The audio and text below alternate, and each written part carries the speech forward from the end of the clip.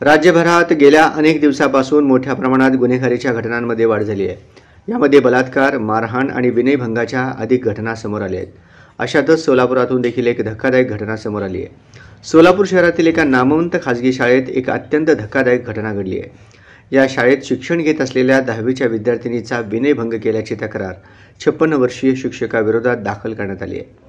सदरची ही घटना 19 एप्रिल ते 3 जुलै या कालावधीत शाळेच्या पार्किंग परिसरात घडल्याची माहिती समोर आली आहे। नेमकं काय घडलं पाहूया। प्राथमिक माहितीनुसार सोलापुरातील एका प्रसिद्ध शाळेत शिक्षकांनी विद्यार्थिनीवर मानसिक दबाव टाकत विविध प्रकारे अपमानास्पद आणि त्रासदायक विधाने केल्याची घटना समोर आली आहे।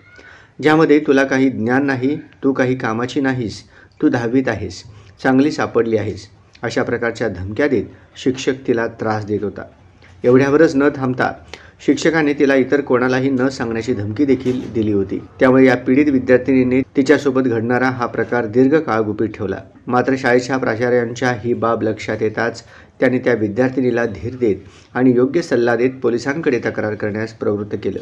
त्यानंतर संबंधित शिक्षकाविरोधात सदर बाजार पोलीस ठाण्यात गुन्हा दाखल करण्यात आला। सदर बाजार पोलिसांनी या प्रकरणाचा तपास सुरू केला असून सध्या या प्रकरणी अधिक तपशील तपास केला जात आहे। विद्यार्थिनीच्या जबाबावरून हे प्रकरण अत्यंत गंभीर स्वरूपाचे असून शिक्षकाने आपल्या पदाचा गैरवापर करत शाळेसारख्या पवित्र ठिकाणी अश्लील वर्तन केल्याने पालकांकडून संताप व्यक्त केला जात आहे। तसेच या घटनेमुळे सोलापुरातील शैक्षणिक वर्तुळात प्रचंड संताप व्यक्त केला जात आहे। या प्रकरणी संबंधित शिक्षकावर कठोर कारवाई करण्यात यावी अशी मागणी देखील पालक आणि इतर लोक करत आहेत। पोलीस तपासानंतर पुढील कारवाई करण्यात येणार असल्याची माहिती येथील पोलीस अधिकाऱ्यांनी दिली आहे।